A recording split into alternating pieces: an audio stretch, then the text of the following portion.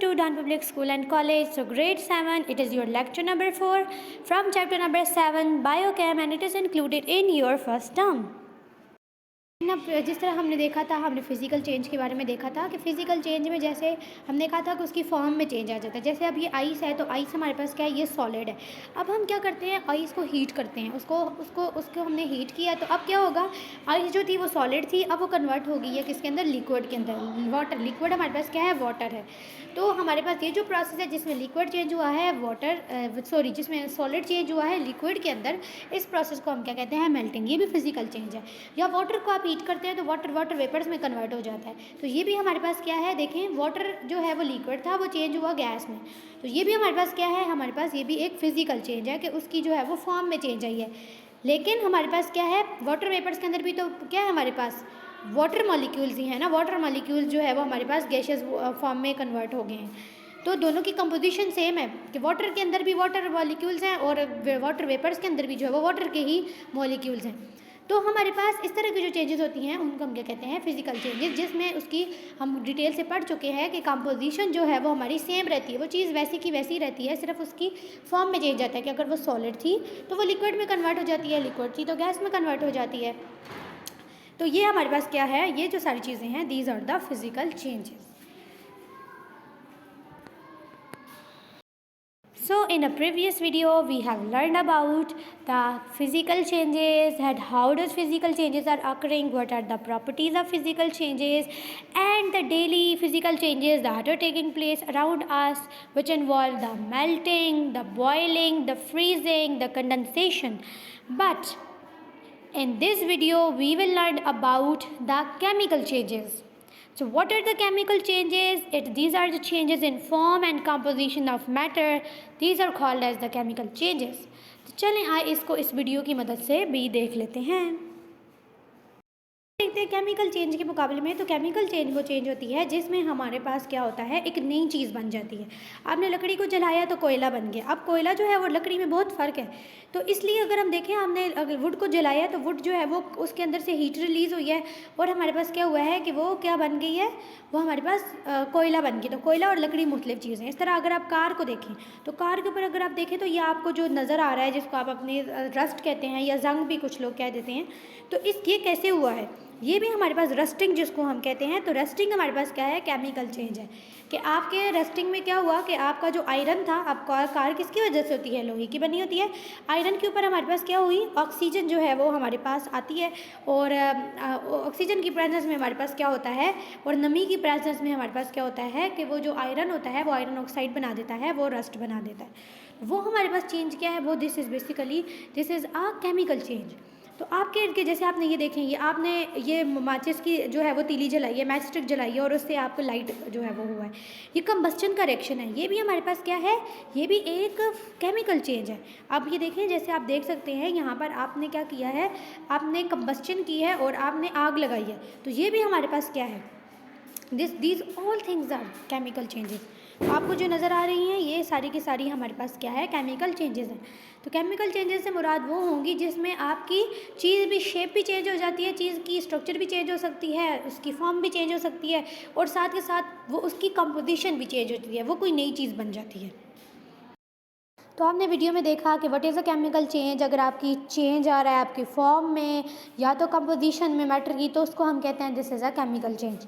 Chemical change में हमारे पास क्या होता है, एक नई चीज़ जो है वो बनती है, a new substance, one a new substance is form. जैसे आपने देखा कि वुड अगर आपने जलाई तो वुड के नतीजे में कोयल बन गया। अब कोयल एक नई चीज़ बन गई है, जबकि कोयल जो है उसकी कंपोजिशन, उसकी फॉर्म, वो मुख्तलिफ जो वो वुड से टोटली डिफरेंट चीज़ बन गई है। तो इस तरह की जो चेंज होती है जिसमें हमारे पास कोई नई चीज़ बन जाती है, उस चेंजेस को हम क्या कहते हैं, these are called the chemical changes. तो हमारे पास जो हमारे पास बर्निंग ऑफ वुड है वो एग्जांपल है किसकी, केमिकल चेंजेस की। केमिकल चेंजेस में क्या होता है, एक कोई नई चीज़ जो है वो बनती है और आपकी फॉर्म भी चेंज होती है और आपकी कंपोजिशन, उस चीज़ की कंपोजिशन में भी चेंज आता है, वो एक नई चीज़ बन जाती है। उसके लिए अगर आप देखें तो इस रिएक्शन के दौरान जब इस तरह के केमिकल रिएक्शंस होते हैं तो एनर्जी रिलीज़ होती है। जब आपने देखा था, आपने वुड को जब उसको हाथ में आग लगाई तो उससे क्या हुआ, हमारे पास एनर्जी रिलीज़ हुई हीट की फॉर्म में, और इसके अलावा आपको लाइट की फॉर्म में एनर्जी रिलीज़ हुई। लेकिन नॉर्मली हमारे पास जो एनर्जी रिलीज़ होती है वो हीट की फॉर्म में होती है, लाइट की फॉर्म में होती है एंड साउंड की फॉर्म में होती है। तो इसके अलावा अगर हम देखें तो कुछ एग्जांपल्स देख लेते हैं। बर्निंग ऑफ वुड हमारे पास आ जाती है, सोरिंग ऑफ मिल्क जो दूध खट्टा हो जाता है, और आप फिर जो दही वाला जो दही बना देते हैं, तो दूध और दही को अगर आप देखें तो दोनों में बहुत ज़्यादा फ़र्क है। तो इस तरह का चेंज हमारे पास क्या है, it is a chemical change. Ripening of fruit, जो फ्रूट्स जो है वो राइप हो जाते हैं, पक जाते हैं, तो वो भी हमारे पास कैसे होता है, केमिकल चेंज होता है। बेकिंग ऑफ ए केक, जब आप केक जो है वो बेक करते हैं, पहले आपने चीज़ें ड्राई इंग्रेडिएंट्स मिक्स किए और फिर उसके बाद क्या हुआ कि आपने उस केक को ओवन में रखा और बेक किया, तो केक हमारे पास जो शुरू की चीज़ें थी और बाद में जो केक बना है उसकी टेस्ट में भी फ़र्क है, उसकी कंपोजिशन में भी फ़र्क है, तो हमारे पास क्या होता है, एक नई चीज़ बन जाती है। तो बेकिंग ऑफ केक भी हमारे पास क्या है, केमिकल चेंज है। फॉर्मेशन ऑफ प्रेसिपिटेट्स हमारे पास जो है वो, आपने कोई रिएक्शन किया उसके नतीजे में आपके पास जो है वो छोटे छोटे ज़रात जो है वो इनसॉल्युबल पार्ट्स जो है वो सेपरेट हो जाते हैं लिक्विड में, जिनको हम प्रेसिपिटेट्स कहते हैं। तो वो भी हमारे पास क्या होता है, किसी भी रिएक्शन के नतीजे में अक्सर जो है वो सफ़ेद सफ़ेद पार्टिकल्स सेपरेट हो जाते हैं, तो वो भी हमारे पास क्या है, केमिकल चेंज है। अगर आप देखें रस्टिंग ऑफ आयरन, आयरन जो है उसको जंग लग जाता है, वो भी हमारे पास क्या है, केमिकल चेंज है, that occur in our daily lifes. फिर अगर हम देखें तो केमिकल चेंज की प्रॉपर्टीज़ क्या आती हैं, तो केमिकल चेंजेस जो होती हैं इरिवर्सिबल होती हैं। एक दफ़ा अगर ये चेंजेस हो जाती हैं तो दोबारा हम उनको पहली जैसी चीज़ में वापस नहीं ला सकते। जैसे कि हमने देखा था कि आपने अगर आइस ली है और आइस को आपने गर्म किया है तो वो पानी में कन्वर्ट हो जाएगी, लेकिन अगर आप पानी को दोबारा से जो है वो लो टेम्परेचर दें तो फ्रीज़ होकर आइस बना देगी। तो हमने देखा था कि फ़िज़िकल चेंजेस में रिवर्सिबल होती हैं वो रिएक्शन, वो चीज़ें दोबारा से अपनी पहले वाली मौजूदा हालत में तब्दील हो सकती हैं, लेकिन chemical changes are irreversible. Chemical change के नतीजे में कोई चीज़ जो बन गई है वो दोबारा अपनी पहले वाली हालत में वापस नहीं जा सकती। अगर आपने मैदा लिया, मैदे में दूध और अंडे डाल के आपने केक बनाया है, तो अब आप केक को दोबारा से किसी भी प्रोसीजर के ज़रिए उससे मैदा, अंडे और दूध इलादा नहीं कर सकते। तो chemical changes are the irreversible changes. We can not obtain original matter after a chemical reaction, these are permanent changes, means कि ये परमानेंट होती हैं, जो है वो हमारे पास इनके अंदर ये जो चीज़ बन जाती है वो चेंज नहीं होती, वो वैसी की ही फिर वैसी ही रहती है। तो उम्र फिर वो चीज़ कैसे रहेगी, वैसी की वैसी रहेगी।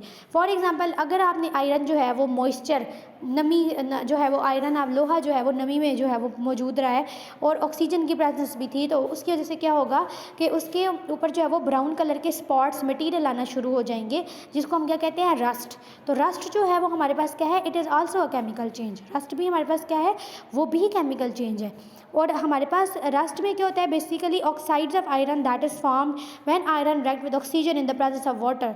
कि हमारे पास इस इक्वेशन के ज़रिए देख लेते हैं, जैसे कि मैंने आपको वीडियो में भी दिखाया, अगर आयरन है, लोहा है, उसके ऊपर जो है वो ऑक्सीजन भी उसको हवा के ज़रिए मिल रही है और वहाँ पर वाटर भी मौजूद है, तो क्या होगा, आहिस्ता आहिस्ता इन तीनों चीज़ों की मौजूदगी में हमारे पास क्या होगा, आयरन ऑक्सीजन के साथ मिलेगा और आयरन ऑक्साइड बना देगा, जिसे हम रस्ट कहते हैं। तो उस लोहे के ऊपर ब्राउन ब्राउन सा मटीरियल आना शुरू हो जाएगा, जिसे हम क्या कहते हैं, रस्ट। तो रस्ट जब हो जाती है तो पहले लंग देखें, जो नॉर्मली एक आयरन है और वो आयरन जिसके ऊपर रस्ट आई हुई है, जंग आया हुआ है, उन दोनों के दरमियान बहुत ज़्यादा फ़र्क हो जाता है।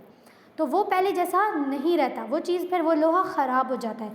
तो जब किसी आयरन के ऊपर रस्ट आ जाती है तो वो भी हमारे पास किसकी एग्जांपल है, वो हमारे पास केमिकल चेंज की एग्जांपल है। फिर वो दोबारा पहले जैसी हालत में वापस नहीं आ सकता। अब यहाँ पर एक टेबल है जिसमें उन्होंने बताया है कि फ़िज़िकल चेंज और केमिकल चेंज के दरमियान क्या फ़र्क है। तो फ़िज़िकल चेंजेस वो चेंजेस होती है जिसमें सिर्फ और सिर्फ फॉर्म में चेंज आता है, कि अगर कोई चीज़ पहले सॉलिड थी तो वो लिक्विड हो गई, वो लिक्विड थी तो वो सॉलिड होगी या वो गैस होगी। लेकिन केमिकल चेंज के अंदर वो फॉर्म में भी आता है, वो कोई चीज़ सॉलिड थी वो लिक्विड भी हो सकती है, गैस भी हो सकती है, लेकिन साथ साथ उसके नतीजे में उसकी कंपोजिशन में भी चेंज आता है, वो एक नई चीज़ बन जाती है। तो ये हमारे पास क्या थी, केमिकल चेंज। अगर हम देखें तो फिज़िकल चेंज जो है वो उसमें जो चीज़ें बनती हैं वो दोबारा से अपनी पहली हालत में हम उनको वापस लेके जा सकते हैं, लेकिन केमिकल चेंज के नतीजे में जो नई चीज़ बनती है वो दोबारा से अपनी असल हालत में वापस नहीं जा सकती। कि अगर आपने एक दफ़ा लकड़ी जला दी, कोयला बन गया, लेकिन अब आप कोयले से दोबारा लकड़ी नहीं बना सकते। तो ये हमारे पास क्या है, these are the irreversible changes.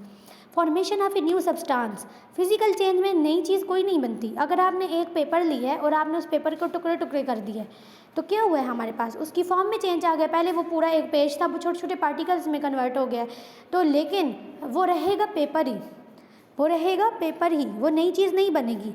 लेकिन अगर आपने लकड़ी ली है और उसको आपने जलाया है तो कोयला बन गया है, कोयला एक टोटली डिफरेंट चीज़ है वुड से। तो फिज़िकल चेंज में हमारे पास कोई नई चीज़ नहीं बनती, चीज़ें वैसी की वैसी ही रहती हैं, उनकी फॉर्म में चेंज आता है, वो सॉलिड, लिक्विड या गैस में कन्वर्ट हो जाती हैं। जबकि केमिकल चेंज में हमारे पास वो नई चीज़ बनती है। उसके बाद अगर हम देखें तो फिज़िकल चेंजेस जो होती हैं वो टेम्परेरी होती है, थोड़े टाइम के लिए होती हैं। अगर आपने आइस जो है वो उसको टेम्परेचर दिया है तो वो मेल्ट होकर वाटर बना देगी, लेकिन वाटर को थोड़े देर से बाद अगर आप वाटर को क्या करते हैं, टेम्परेचर देते हैं, तो वाटर हमारे पास लो टेम्परेचर देते हैं तो वो दोबारा से आइस बना देगा। तो ये टेम्परेरी होती हैं, थोड़े टाइम के लिए होती है, जबकि फिज़िकल चेंजेस हमारे पास टेम्परेरी होती हैं, जबकि केमिकल चेंजेस हमारे पास परमानेंट होती हैं। केमिकल चेंजेस फिर ताउमर वैसी ही चीज़, वो जो एक दफ़ा चीज़ बन गई फिर वो वैसी की वैसे ही रहती है। अगर आपने केक बेक कर लिया तो फिर वो केक ही रहेगा। अगर आपके आयरन को रस्ट आ गया तो फिर वो रस्टेड आयरन ही रहेगा। इसके अलावा देखें तो जब फिज़िकल चेंज होती है तो कोई एनर्जी प्रोड्यूस नहीं होती। अगर आपने आम लिया और आम को पीसेस में काटा है तो कोई एनर्जी प्रोड्यूस नहीं हुई। आपने पेपर लिया, पेपर को तोड़ दिया तो कोई एनर्जी आपकी रिलीज़ नहीं हुई। कपड़े काट लिए और आपने उसको कैंची से काट दिए तो कोई एनर्जी रिलीज़ नहीं हुई। लेकिन फिज़िकल चेंज में हमारे पास एनर्जी रिलीज़ नहीं होती। लेकिन अगर हम बात करें केमिकल चेंज में, तो केमिकल चेंज में एनर्जी रिलीज़ होती है। आपने आग जलाई, आपने वुड जला दी, कोयला बन गया, एनर्जी रिलीज़ होती है। आपने पेपर लिया, पेपर को आग लगा दी तो क्या होगा, हमारे पास एनर्जी रिलीज़ होगी, हीट की फॉर्म में, लाइट की फॉर्म में। तो फिज़िकल चेंज के अंदर एनर्जी रिलीज़ नहीं होती, जबकि केमिकल चेंज में एनर्जी रिलीज़ होती है। और फिर वही बात है, फिज़िकल चेंज में उसकी शेप में फ़र्क आता है, साइज़ में फ़र्क आता है, लेकिन हमारे पास केमिकल चेंज में उसकी साइज़ में फ़र्क आएगा, उसकी शेप में भी फ़र्क आएगा और एक नई चीज़ हमारे पास बन जाएगी। तो आज का जो हमारा लेक्चर था, मुझे उम्मीद है आपको अच्छे से समझ आ गया होगा। तो इसके साथ आपकी जो चीज़ें हैं उनको आपने कर लेना है। अल्लाह हाफ़िज़।